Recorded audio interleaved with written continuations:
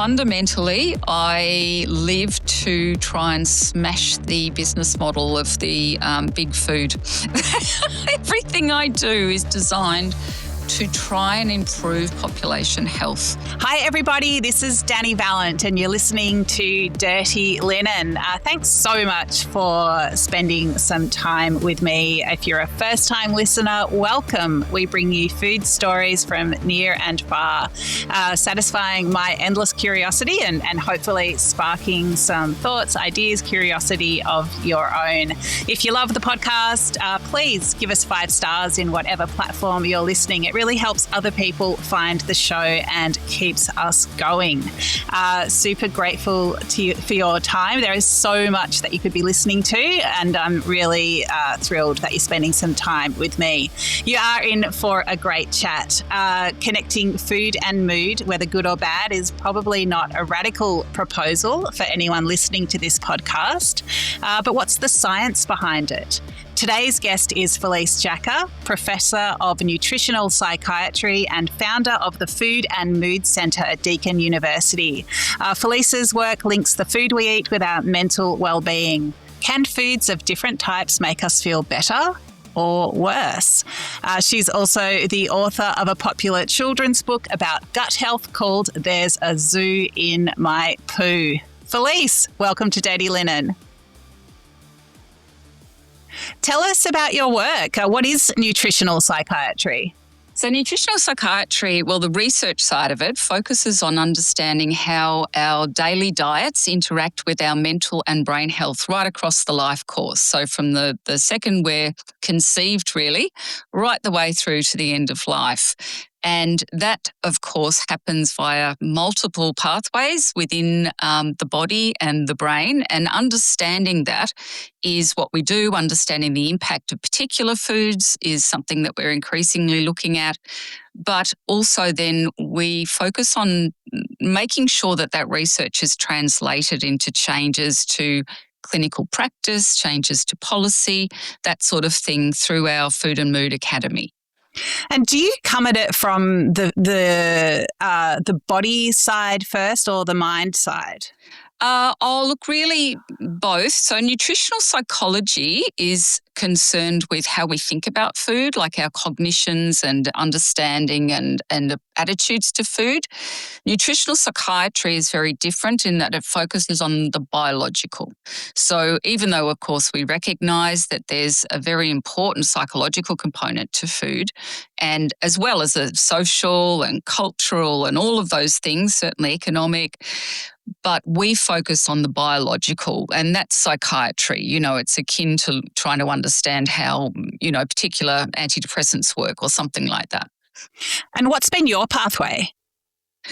Well, it's a pretty unusual one, really. I didn't even finish school. I went to TAFE and did fine art, and then I went into RMIT and did fine art in the 80s, painting and printmaking and sculpture. And then when I was in my 30s, I went back and studied psychology and really, really loved data science and statistics. So I started volunteering at a newly formed psychiatric research centre. And from there, I developed my career. So I learned about epidemiology and medical science. And then I proposed my PhD, which was looking at the link between diet quality and mental health in a very large population study of women. And at the time, this was extremely novel. And I was very lucky to have a supervisor who was a psychiatrist who said, I don't know anything about nutrition, I don't know anything about food, and I'm not an epidemiologist, but I think it's really interesting, so off you go. And because I was a mature age student, of course, I didn't need much help. And 4 years later, my PhD was published on the cover of the American Journal of Psychiatry, which was a really huge deal. And what that did, and that was the first study showing that diet quality was linked to clinical depressive and anxiety disorders in women.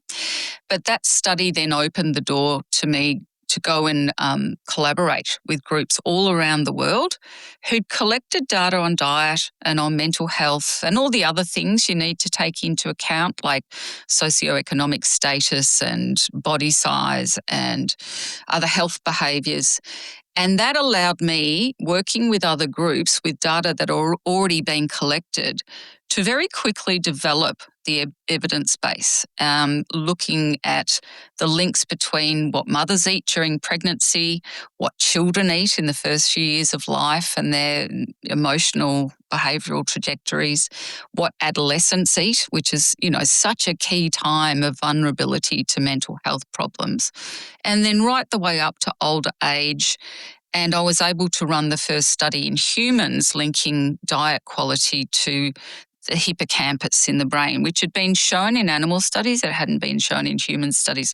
So I very quickly was able to develop this large evidence base around the observational data. So that means the data when you are just collecting information from participants and using statistics to put it together. But then, of course, we needed to actually test causality, and that means doing a trial, doing an experiment. And so I came up with the idea of the SMILES trial, which was to take people who had moderate to severe major depressive disorder and randomly assign them to get either social support, which we already know is really helpful for people with depression, or dietetic support from a dietitian. And the dietitians focused not on things like reducing junk food or discretionary foods. That wasn't part of it at all. And there was nothing about body size, because what we know from the evidence is that that link between diet quality and mental health is completely independent of BMI and body size. But it just focused on nurturing, increasing the amount of healthy foods in the diet and really nurturing body and brain. And what we found in the SMILES trial was that there was a very large impact on symptoms. And these people, many of them have been sick for many, many years.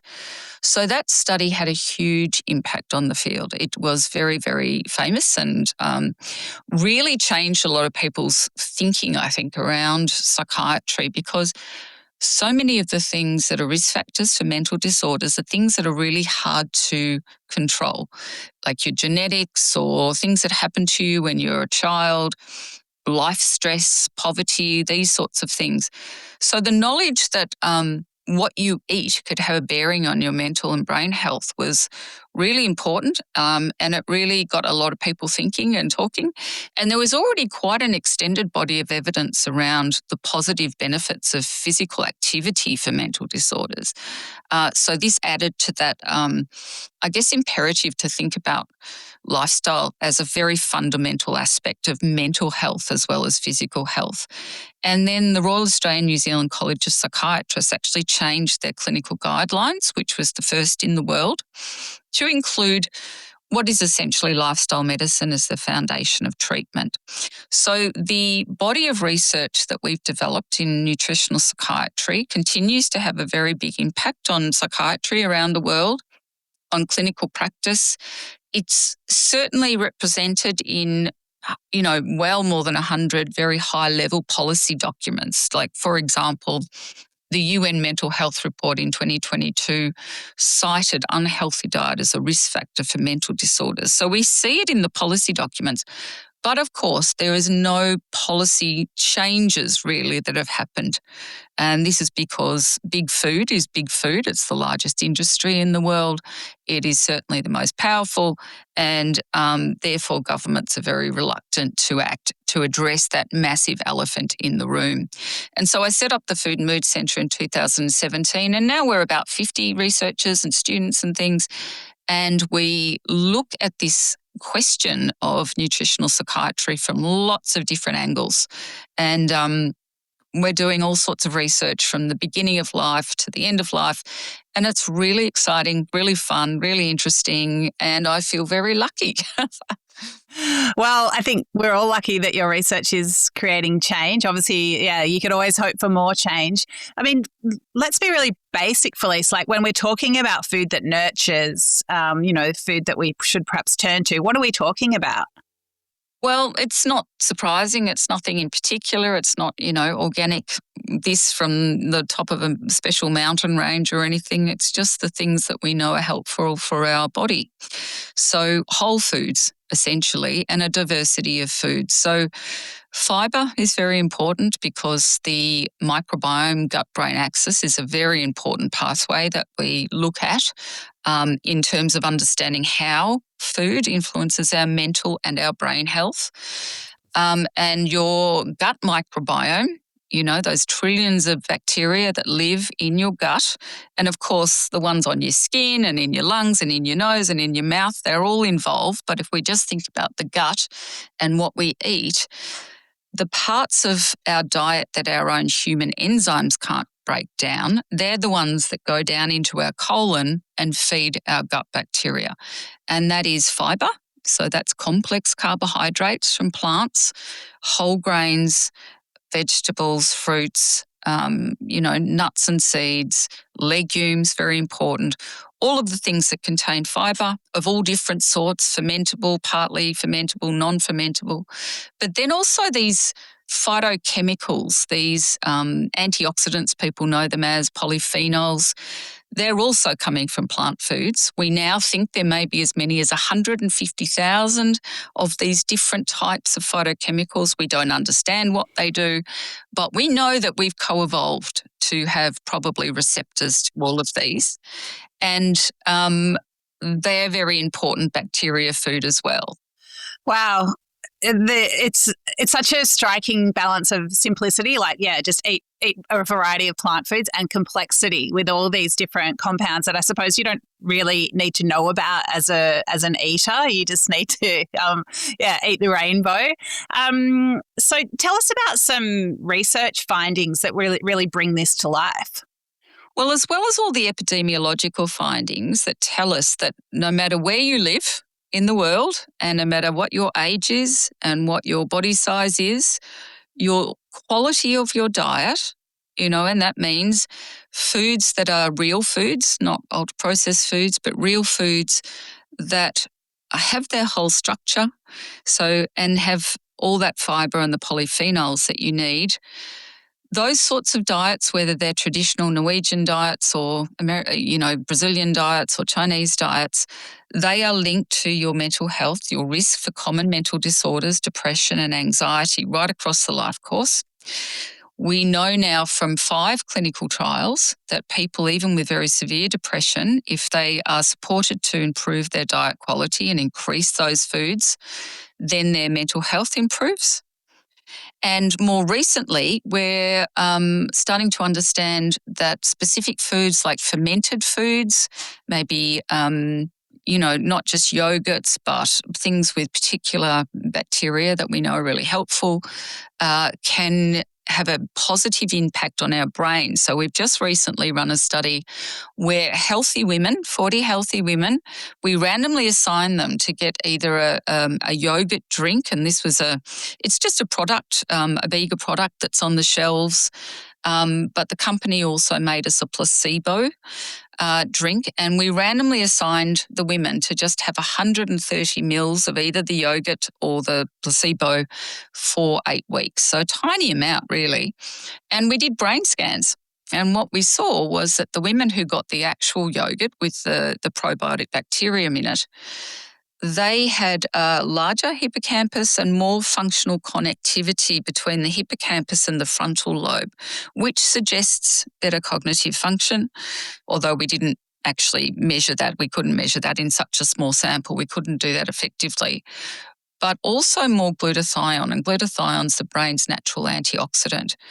So this is just one study, of course, and we will build on this, but it does suggest, and there is a lot of research to suggest that fermented foods might be very important. And when you think about fermented foods, what you're talking about here is things like sauerkraut and kefir and yogurt and kimchi and tempeh and, a lot of the Japanese foods.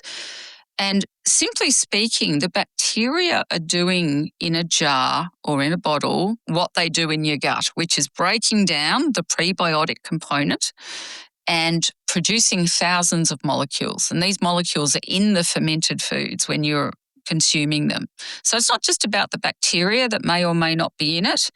It's about the molecules probably that are produced. But we need a lot more research to understand that. And of course, as you said, like it's really complex. The microbiome's super complex. Food is the most complex exposure we have in the world. It's just mind-bogglingly complex when you think about real food. The brain is the most complex thing we know of in the universe. Yet what you need to eat to keep everything working well is super simple. It's just real food and a variety of real food. Yeah, it's amazing. Just that small amount of a yogurt drink that it could potentially make such a difference is really striking. And I also really appreciate that it's not about perhaps avoiding junk food or processed food or however you want to frame it. It's just about making sure that you do get the good stuff. If not only, at least as well.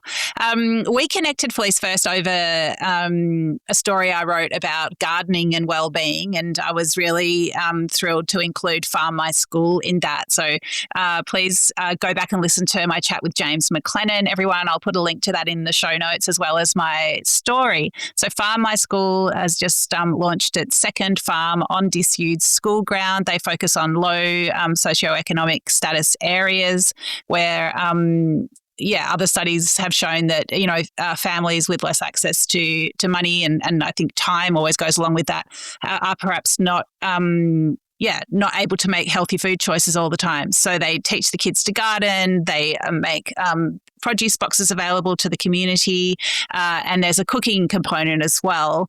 Felice, tell us about the very small and I know very beginning study that you did with the kids and some of the findings. Oh, Dani, I think it's really important to put this in the big picture context, which is where I'm really focusing my research and my interest these days. And so if you look at the global industrialised food system as it stands, it costs the globe at least $20 trillion a year. Now, more than half of that cost is the cost to human health, because unhealthy diets are the leading cause of illness and early death through their impact on chronic disease. But the other half, or slightly less than that, of that impact is through its impact on the environment, and particularly the loss of biodiversity. Now, this isn't just biodiversity above the ground, like trees and habitat. It's the biodiversity in the soil, the microbial activity, the bacteria in the soil. The soil is the planet's largest repository of biodiversity. And the way we're farming with fertilizers, pesticides, fungicides, etc., is really damaging and destroying soil at the most incredibly rapid rate. And so we're starting to understand the critical importance of the biodiversity in the soil, which is then also in the air and the environment, and our biodiversity, the microbes that make us, they basically run our body. Without that biodiversity in our microbes, we become ill. And so the planetary health and human health being completely interconnected is something that we're researching very closely now.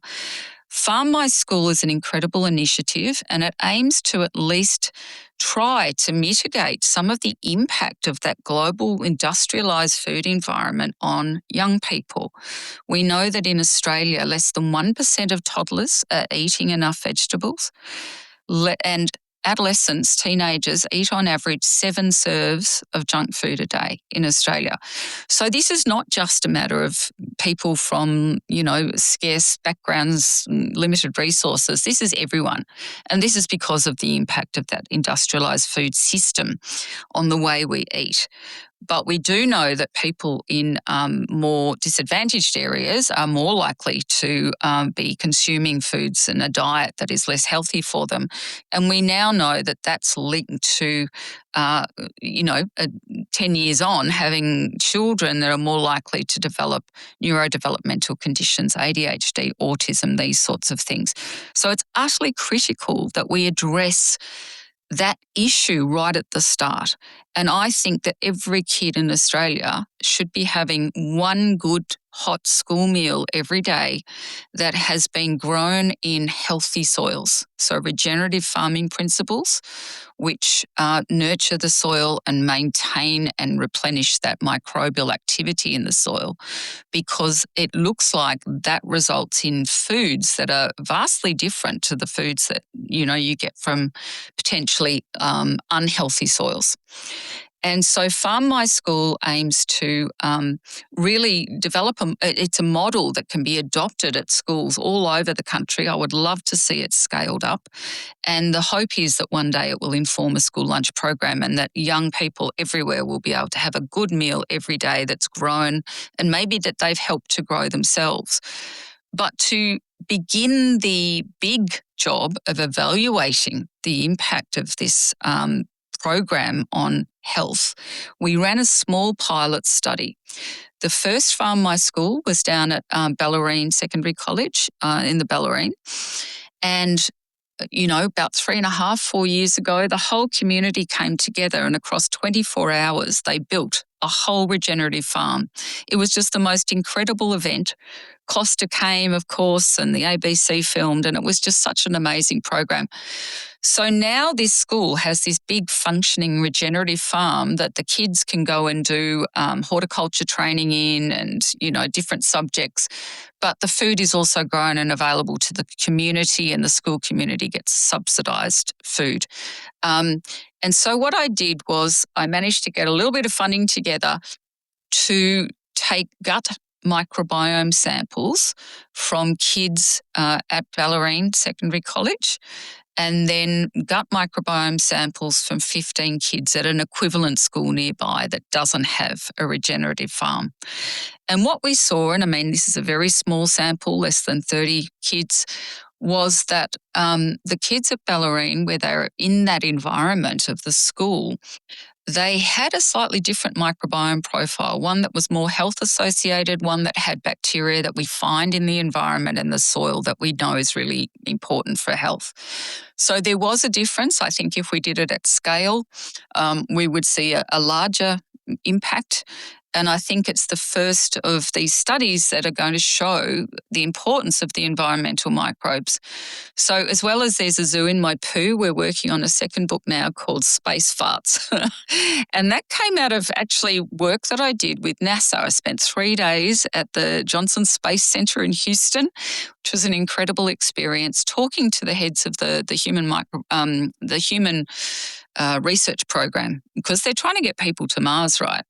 If you put people in a tin can to Mars and they've got really clean air that's got no bacteria, no viruses, no nothing in it, because they don't want people to get sick, they are going to get sick because they're not getting the microbes that are in the air that need to be breathed in, need to be on their skin to interact with their immune system.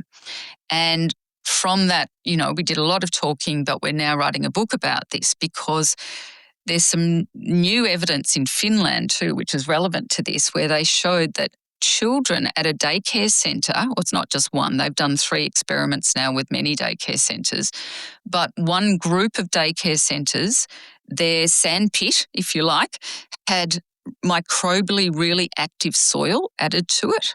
And then the comparison daycare centres, they were just the normal sandpit and dirt and no microbially active soil.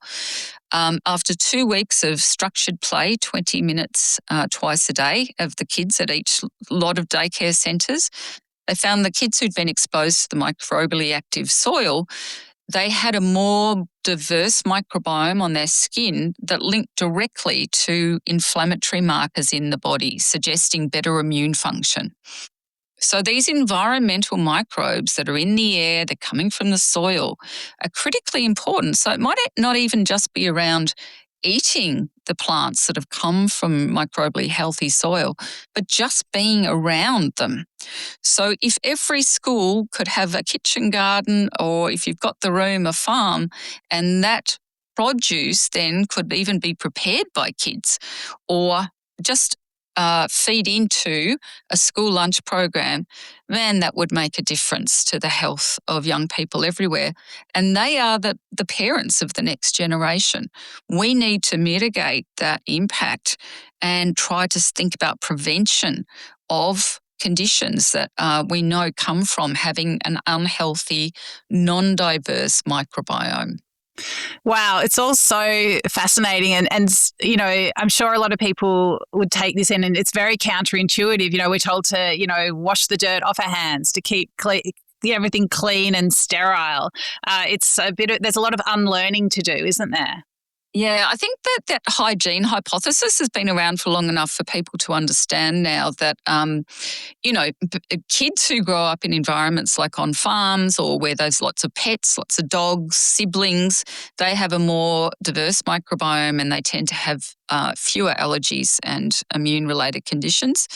And I think that knowledge has been around for a while, but now we're understanding how this might be working. And the more we know, the more we see how critical it is that we are living symbiotically with our environment and not completely disengaged from it in, sterile environments. Yeah, I honestly feel that my kids grew up more or less inside the dog's mouth, and Yeah, they've always been right. pretty robust. As you know, Dani, I've got a 5-week-old grandson and he's the most beautiful creature in the world, of course. But my daughter and her husband have a massive wolfhound called Pencil. And I'll be nursing Cassidy and Pencil will come up and just give him the biggest lick right across his face. And we're like, yay, go Pencil, because he is helping to bring those new microbes to Cassidy to strengthen his immune system. Amazing. So, you've given us some tips as just like regular eaters or citizens, like how we can improve our mental well-being through what we eat. I'm wondering, what do you think the professional food world could take from this? What might a chef do or a restaurant? How might they take on some of this research? I think that really good chefs and restaurants already understand the critical importance of getting produce from places where it's grown by gardeners who really care about the soil. Not big industrial farms, but rather growers who are using compost and manure and, really nurturing the soil, because we already know that produces far more delicious food. And especially when you're talking about fresh produce. And when it comes to, meat products, animals that have been consuming more diversity in their crops. So ones that are not just grass-fed, but actually there's now more and more farms, regenerative type farms, that are growing the cattle on pastures that have lots of different plants growing on them. And then the animals are therefore getting this huge range of phytochemicals. And that changes the composition of the food and the meat such that there's more omega-3 fatty acids and far more healthy fat profile. But that results also in more delicious meat. And so I think good chefs and good restaurants already understand the importance of getting and buying their produce from growers who are really thinking about what their food ate. When we're thinking about the microbes in the soil. So I think that's a really important factor, is think about where the food comes from and how it's grown. What would you like to see at a policy level, Felice? You mentioned earlier in our chat that, big food has the ear of government. What would you like government to do to stand firm on and where to innovate? I just think it's remarkable to watch the very deliberate ignoring of the massive, massive, massive elephant in the room in our health system. The industrialised food system is the leading cause of disease, chronic disease, and the burden on the health system. And now we know it's not just physical health, it's not just heart disease and diabetes and all of those things. It's also these very burdensome common mental disorders, depression, anxiety, that cost government, that cost industry and business just untold billions every year. And yet we don't have anything in place to mitigate their impact. If you look at any new housing development, the first thing that goes in is a McDonald's and a Hungry Jack's and a Dan Murphy's and, a Subway. They're the first things. There is nothing in our planning laws that allows local communities to say, no, we don't want that in our community. There are no tax incentives or disincentives. So these foods are super cheap because they're super cheap to produce. They're so heavily marketed, and because they're just everywhere, that becomes the default option. And there's no policies in place to address that. There's no, in many areas now in different countries, we see these sugar-sweetened beverages taxes. So these are taxes on soft drinks like Coke, and they're very effective at helping to reduce the consumption of those and increase the consumption of water and other types of drinks. Nothing like that exists. We have it for cigarettes, but we don't have it for these very ultra-processed, very, very noxious foods in the environment. We need proper food policy. We need governments to stand up and say this, these huge companies, massive multinational companies, are reaping the most enormous profits by destroying the health of humans and the planet. And there is no restrictions on them.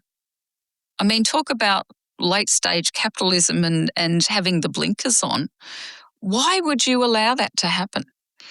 And I don't understand. I don't get the answer to that question, other than there are lobbyists in Canberra all the time. And that is why we don't have effective policies, as I understand it. Yeah, the fact that there's no Minister for Food or portfolio overlooking food systems specifically is quite extraordinary. Whether it's at a state or federal level, or hopefully both, it's very fundamental. You know, we eat every day. We interact with the food system every day. It's the most fundamental thing. And if you think about all the portfolios in government, whether it's agriculture, business, education, the welfare system, the criminal justice system, I mean, all of these different agriculture, farming, everything, they are all, food is the basis of so many of them. And we should have a ministry for food or a portfolio for food that stops the siloing and recognises how all of these things are interconnected.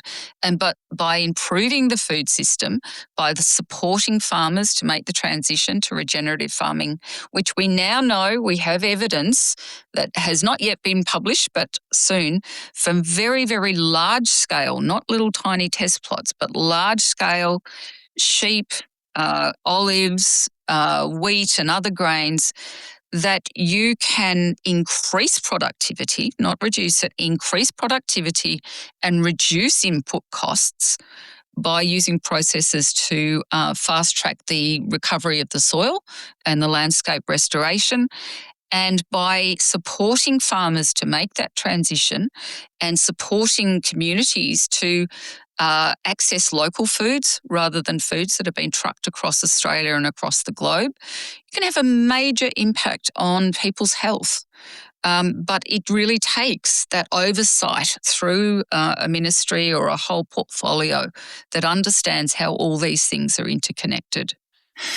Yeah, Felice, you make me think of a great chat we had last year with Rachel Ward, who's regeneratively farming in New South Wales, and there's a great film that she made following that journey. And just I think I think it's heartening in that the speed with which the land and soil can recover from intensive farming is very hopeful. It's like the world is waiting for us to listen and look and taste and,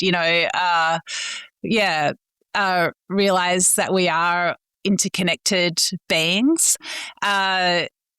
And just also the nutrient density of the food that comes from that kind of farming is so striking. The complexity of it, but also the nutrient density of it. And, I think of a lovely slice of rye bread from my local sourdough baker and just how much more it seems to fuel me than a white bread roll from the supermarket. So I think, I guess there are lots of ways to make a sandwich. message. Felice, we are both going to be at the Grounded Festival in the middle of April. I was really excited to see that you're on the program, and not only that you're speaking on a day that I am not hosting a tent, so I can come to your presentation. Yeah, tell me what you're doing.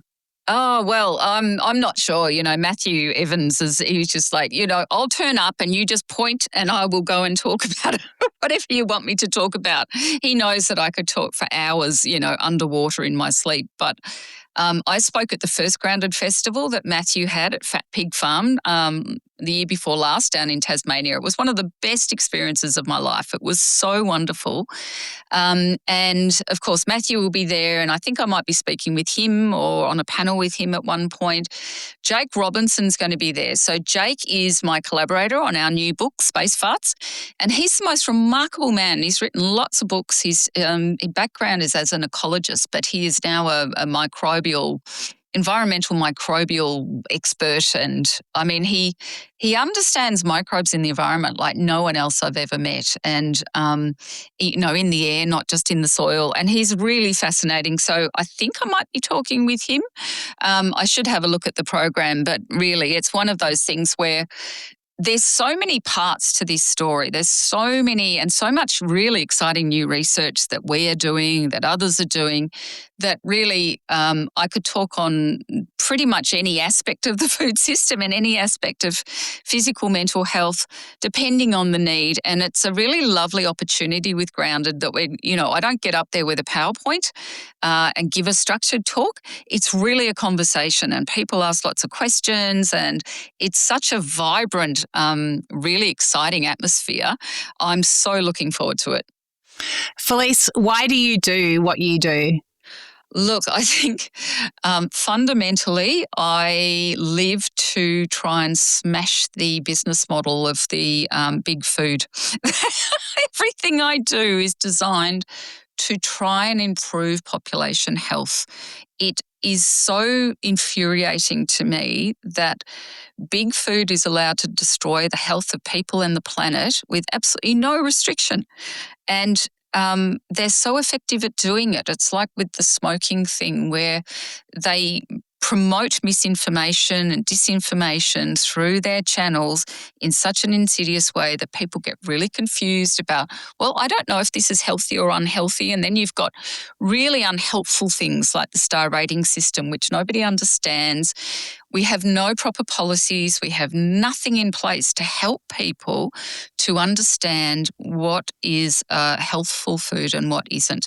But fundamentally, if it's a real food and it hasn't been ultra processed, then, as long as there's a diversity there, you don't have to be a vegetarian or a vegan. You don't have to have a special macrobiotic diet. You just have to eat a variety of whole foods and try and keep the treats to a real minimum once a week. I have an ice cream, and it is really that simple. And I want everyone to understand that by nurturing their body and their brain, they can feel so much better, and that it's got nothing to do with bloody body weight. Stop worrying about what you look like. Start thinking about how you feel. And just those simple steps can be very cheap and affordable. Like dried beans are so cheap. Tinned beans, tinned fish, frozen veggies are brilliant. You just have them in the freezer and you can use them in your meals every night. It doesn't have to be difficult or expensive. And those things can give people back some sense of control over their health, the health of their children. We need to always be aware of how we're being manipulated to create profits. I mean, we are just walking wallets as far as big business goes. We're just walking wallets, and our health is irrelevant. So just remember that when you're at the checkout. Don't give them your money. Wow, Felice, thank you so much for fighting the good fight. Really, yeah, it's really empowering. I love that there's research-backed information that we can take to the shops, and it can change what we're eating. Thank you so much, and I'll see you at Grounded. Fantastic, Dani. Thank you. I look forward to it. This is Dirty Linen. I'm Dani Valent. We bring you untold stories from the food world. Real, raw, unafraid, hopeful. We're driven by a belief that food provides endless opportunities for learning, connecting, and creating the world we want to live in. Delicious, open-hearted, meaningful. If you know a story that needs telling, get in touch. Write to dirtyLinen@deepintheweeds.com.au. Thank you for listening. This is a Deep in the Weeds production.